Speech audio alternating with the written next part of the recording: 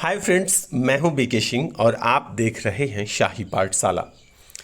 शिक्षक भर्ती परीक्षा 2023 के लिए हम लोग एनसीईआरटी बुक का प्रैक्टिस करेंगे। जैसा मैंने पिछले वीडियो में आप लोगों को बताया था कि यदि आप एनसीईआरटी का रेगुलर प्रैक्टिस करते हैं, एनसीईआरटी को बहुत अच्छे से बना लेते हैं, तो उम्मीद है कि आपका जीके जीएस का जो पोर्शन है वह कंप्लीट हो जाए। तो यहाँ पर मैं कक्षा 8 के साइंस के बुक से ऑब्जेक्टिव निकाल करके आपके लिए लाया हूँ। एक एक लाइन को काफ़ी मेहनत से मैंने पढ़ा है और सभी ऑब्जेक्टिव को बारी बारी से लिखा है। तो यहाँ पर मैंने 2 चैप्टर, फसल उत्पादन एवं प्रबंधन और दूसरा है सूक्ष्म जीव जगत, तो 2 चैप्टर को मैंने यहाँ पर आज क्लियर करके लाया है, ऑब्जेक्टिव बना करके लाया हूँ। और आगे से प्रयास करूंगा कि और अधिक चैप्टर्स एक साथ मैं लेकर के उपस्थित हूँ, ताकि आपको आगे चल करके रिवीजन करने में बने। क्योंकि समय असीमित नहीं है, निश्चित समय है, निर्धारित समय है, तो निर्धारित समय के अंदर ही हमें पूरे सिलेबस को कवर करना है। इसलिए 2 चैप्टर से सिर्फ काम नहीं चलना है, सभी सब्जेक्ट के सभी अध्याय को, सभी चैप्टर को हम लोग पूरा प्रैक्टिस करेंगे। तो शुरुआत करते हैं आज। और आप लोगों से जो मैंने बहुत इंपॉर्टेंट बात कही है कि पहली बार में परीक्षा निकालने का प्रयास करना है। यदि पहली बार परीक्षा निकालने में चूक हुई तो आगे से धीरे धीरे सिलेबस टफ होते जाएगा, परीक्षाएं मुश्किल होते चले जाएगी। इसलिए ज़्यादा मेहनत करना पड़े, लेकिन पहली बार में ही परीक्षा निकालने का प्रयास करेंगे। आइए शुरुआत करते हैं पहले प्रश्न से। पहला प्रश्न है, जब एक ही किस्म के पौधे किसी स्थान पर बड़े पैमाने पर नियमित रूप से उगाए जाते हैं तो उसे क्या कहते हैं? क्या है कि जब एक ही किस्म के पौधे, अलग अलग नहीं, एक ही किस्म के पौधे किसी एक स्थान पर बड़े पैमाने पर नियमित रूप से उगाए जाते हैं तो उसे क्या कहते हैं? तो उसे फसल कहते हैं। आंसर को मैंने दूसरे कलर में, रेड कलर में करके रखा है, तो आप आंसर तो ऐसे भी देख सकते हैं। तो जब क्या है कि एक ही किस्म के पौधे को एक स्थान पर एक बड़े पैमाने पर लगाते हैं तो उसको क्या कहते हैं? फसल कहते हैं। जैसे गेहूं को लगाते हैं तो एक खेत में सिर्फ गेहूं ही रहता है, उसमें कोई दूसरा फसल नहीं होता है। धान लगाते हैं, सिर्फ धान होता है, तो मक्का के खेत में सिर्फ मक्का लगाते हैं। इस प्रकार से पौधे लगाने को क्या कहते हैं? तो फसल कहते हैं। दूसरा प्रश्न है अपना, राइजोबियम नाम के जीवाणु किस फसल के जड़ में पाए जाने वाले ग्रंथि में उपस्थित रहता है? यानी कि किस फसल के जड़ में जो ग्रंथि पाया जाता है उस ग्रंथि में उपस्थित रहता है राइजोबियम। तो है ये कि फलीदार फसल में जो है यह पाया जाता है। क्या जीवाणु पाया जाता है? किस नाम का? तो राइजोबियम नाम का जीवाणु पाया जाता है। खास करके यह दलहन पौधे में पाया जाता है, जैसे चना है, जैसे आपका मसूर है, जैसे मटर है। इन फसल के जड़ में गांठ होता है और उसी गांठ में क्या होता है कि राइजोबियम जीवाणु पाया जाता है। यह राइजोबियम जीवाणु क्या करता है कि वायुमंडलीय नाइट्रोजन के स्थिरीकरण में सहायक होता है। तो याद रखिएगा, राइजोबियम जीवाणु जो है फलीदार फसल के जड़ की ग्रंथियों में पाया जाता है। उसके बाद आइए चलते हैं नेक्स्ट प्रश्न, तीसरा है अपना, ग्रीष्म ऋतु में लगाई जाने वाली फसल है। वैसा फसल आपको बताना है जो ग्रीष्म ऋतु में लगाते हैं, ग्रीष्म ऋतु में बोते हैं। तो जायद, जैसे अभी अपने खेत में क्या है कि ग्रीष्म का ऋतु है, ऋतु क्या है? ग्रीष्म है। और अभी जो फसल मूंग का लगा हुआ है तो मूंग को जायद फसल कहते हैं। जिस फसल को हम लोग जाड़े के दिन में बोते हैं, नवंबर दिसंबर में बोते हैं, तो उसको क्या बोलते हैं? उसको रबी फसल बोलते हैं। जैसे गेहूं, जैसे चना, जैसे सरसों, ये सब हम लोग क्या करते हैं? जाड़े के मौसम में बोते हैं, दिसंबर में, नवंबर में बोते हैं और फिर फरवरी मार्च में उसको काट लेते हैं। तो इस फसल को रबी फसल कहते हैं। और खरीफ फसल किसको कहेंगे? खरीफ फसल हम लोग क्या करेंगे कि अभी जब बरसात में बोएंगे और जाड़े में काटेंगे तो उसको बोलेंगे खरीफ फसल। ठीक है, तो यहाँ पर पूछा गया है कि ग्रीष्म ऋतु में लगाई जाने वाली फसल क्या है? तो जायद फसल जो है ग्रीष्म ऋतु में लगाते हैं। नेक्स्ट क्वेश्चन नंबर 4 है, जंतुओं द्वारा प्राप्त खाद्य पदार्थ है।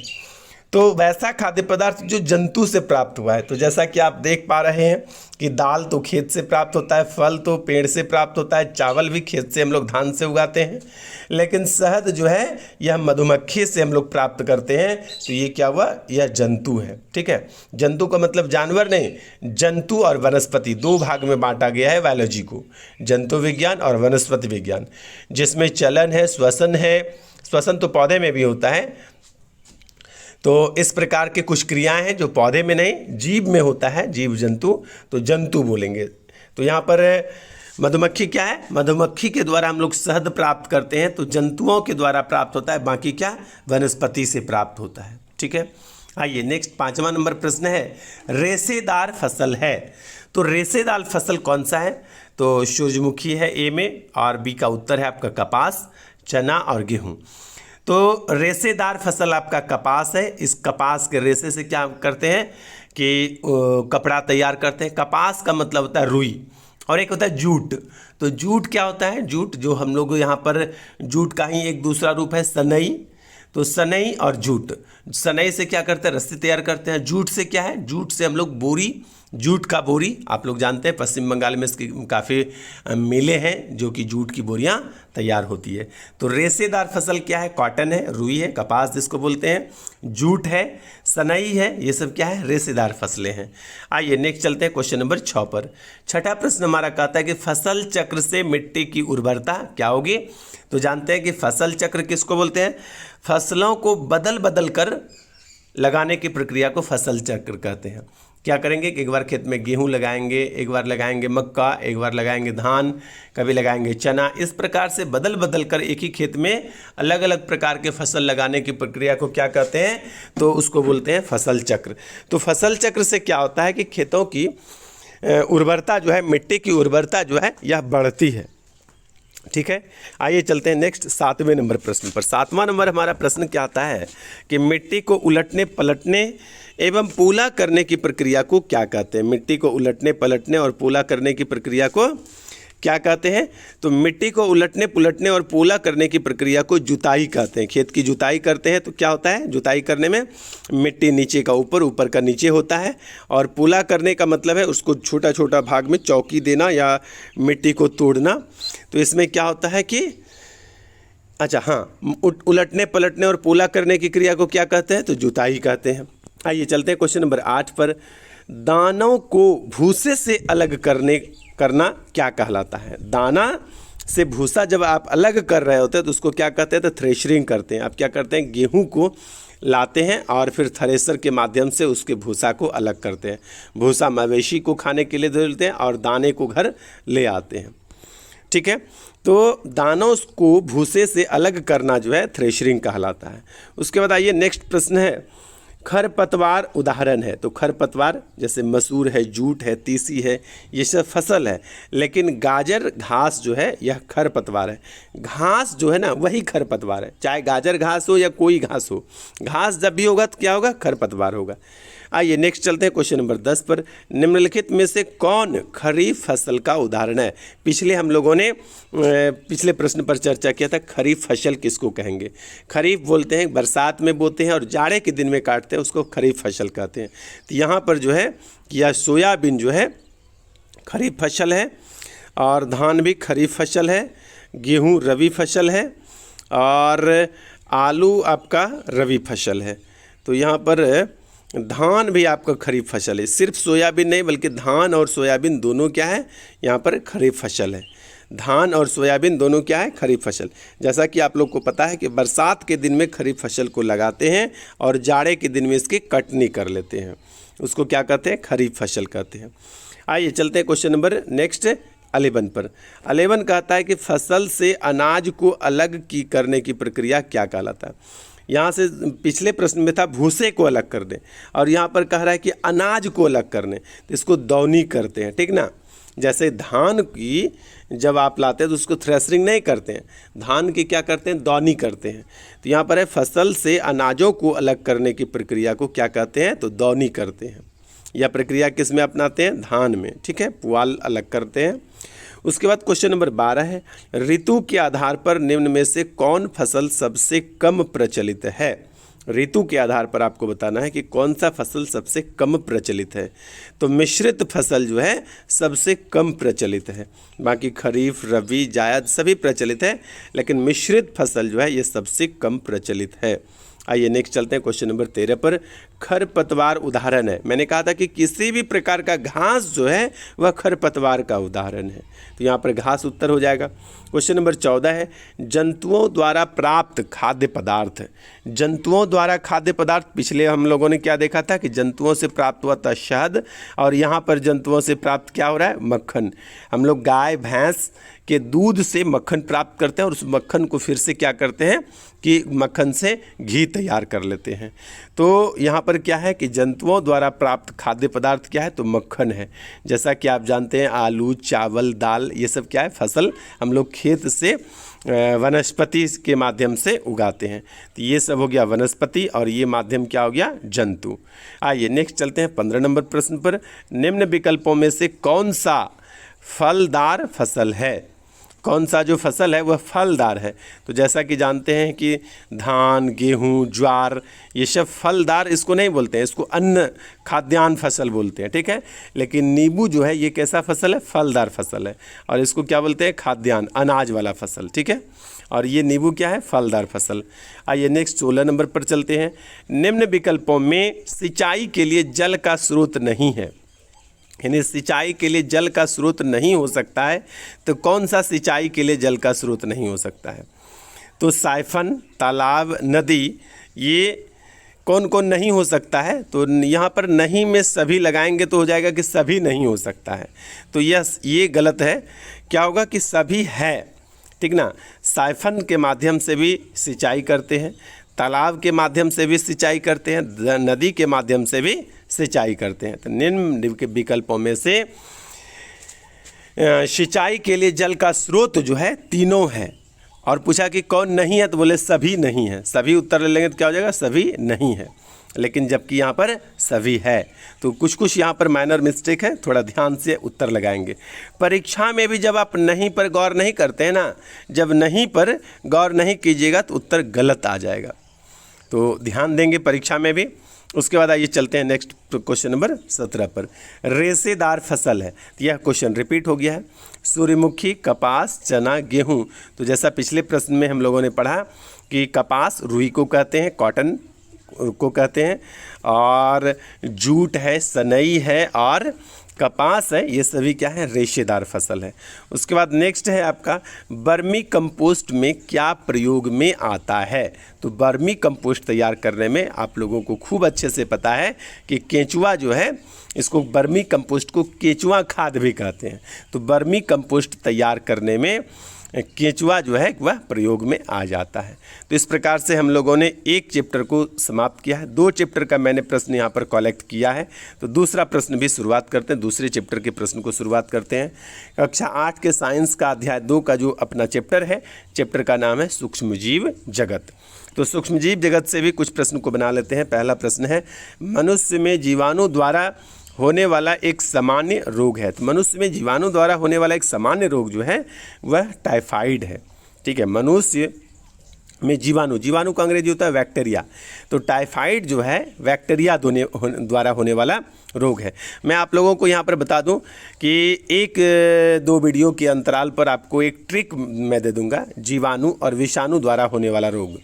तो उस ट्रिक को कई बार आप सुन लेंगे सिर्फ, तो आपका ऑप्शन से गलत नहीं होगा।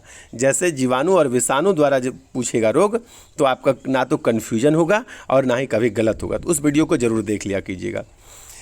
आइए, जीवाणु द्वारा होने वाला रोग यहाँ पर क्या है, टाइफाइड है, ठीक है। उसके बाद नेक्स्ट है आपका, दूध को दही में परिवर्तित करने वाला सूक्ष्मजीव कौन है?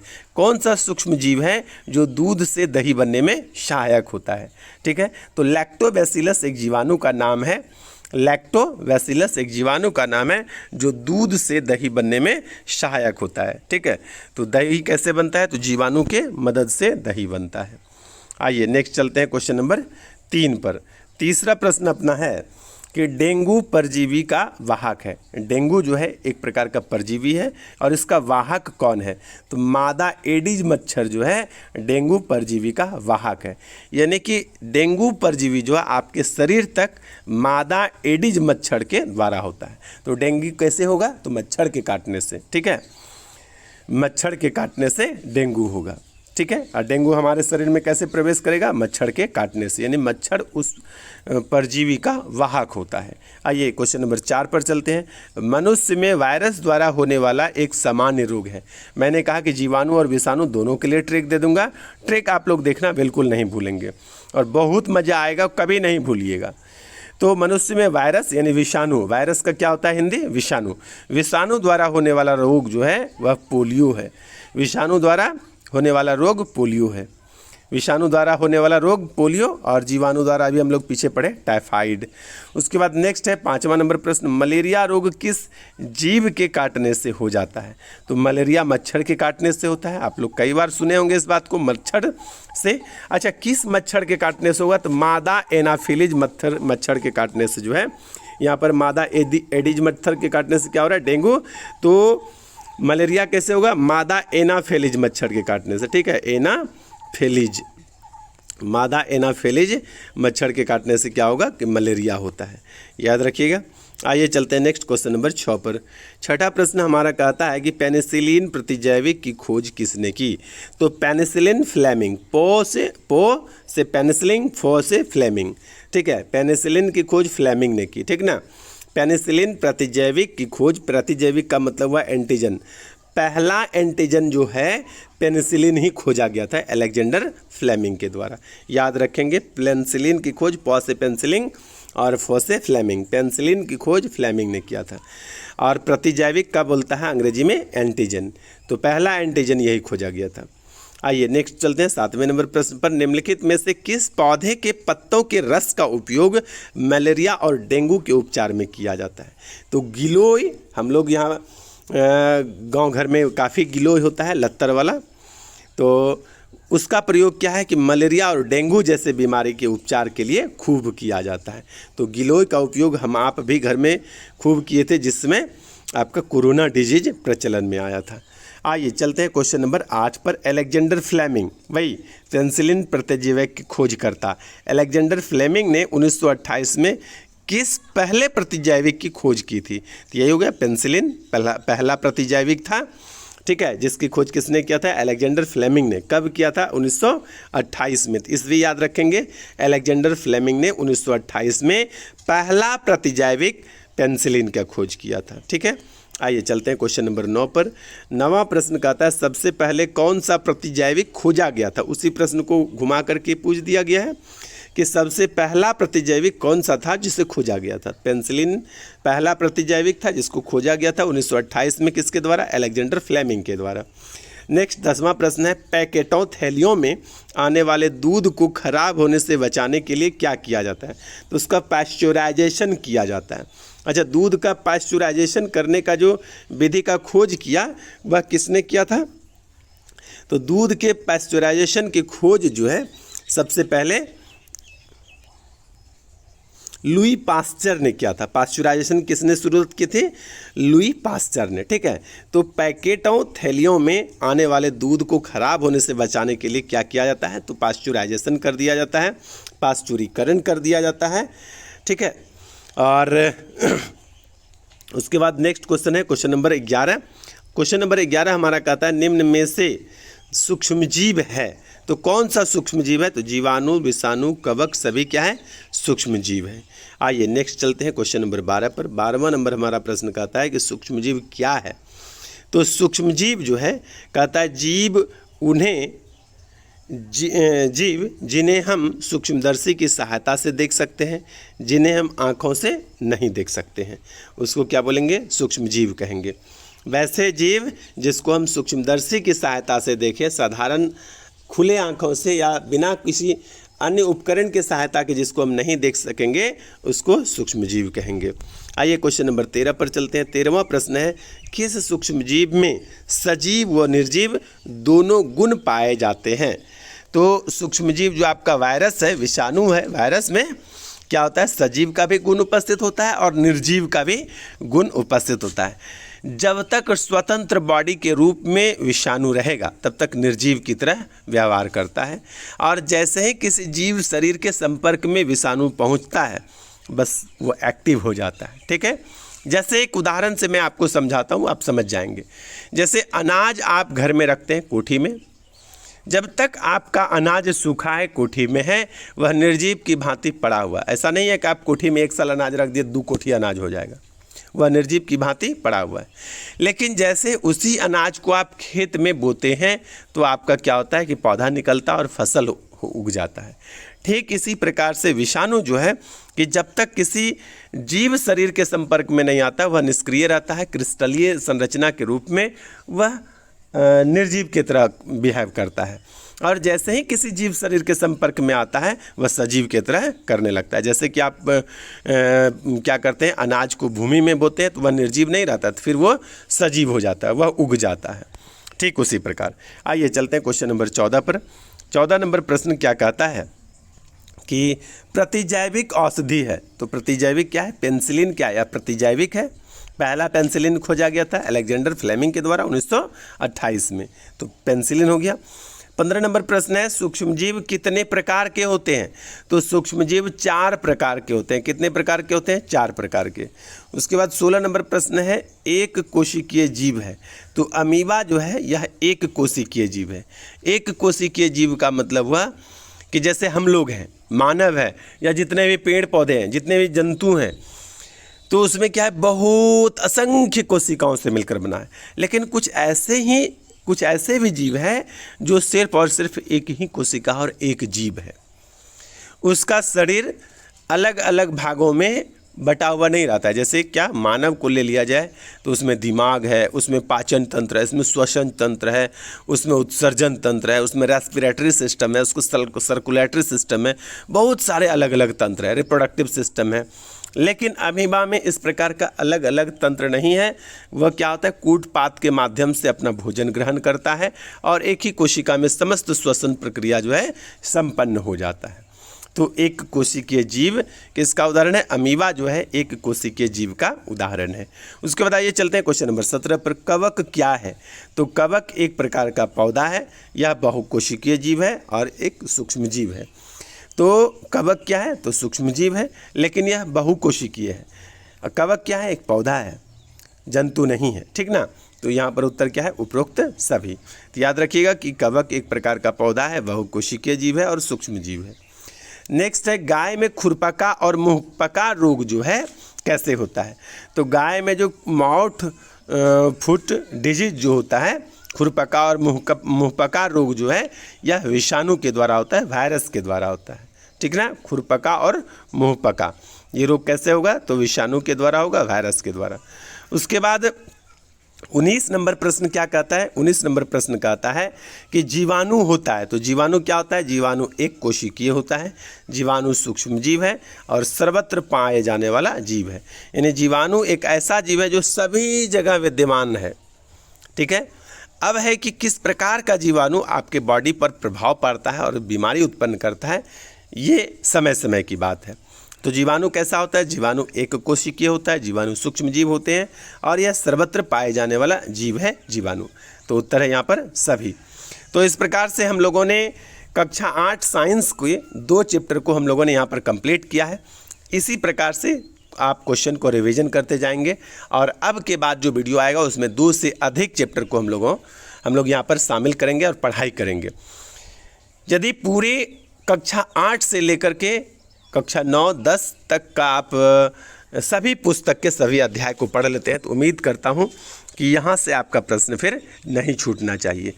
और भी आप दूसरे बुक से भी पढ़ाई करते रहें, ताकि ऐसा नहीं कि निर्भरता कहीं पर डिपेंडेंट हो कि इतना ही पढ़कर मैंने दिया। नहीं, आपको हर हाल में पहले अटेम्प्ट में ही एग्ज़ाम क्वालिफाई करने हैं, क्योंकि आगे चलकर बाद के दिनों में एग्ज़ाम परीक्षाएं जो है यह टफ होते चले जाएंगे और आपकी मुश्किलात जो है वह बढ़ता चला जाएगा। बने रहिए शाही पाठशाला के साथ। आज के लिए इतना ही, धन्यवाद।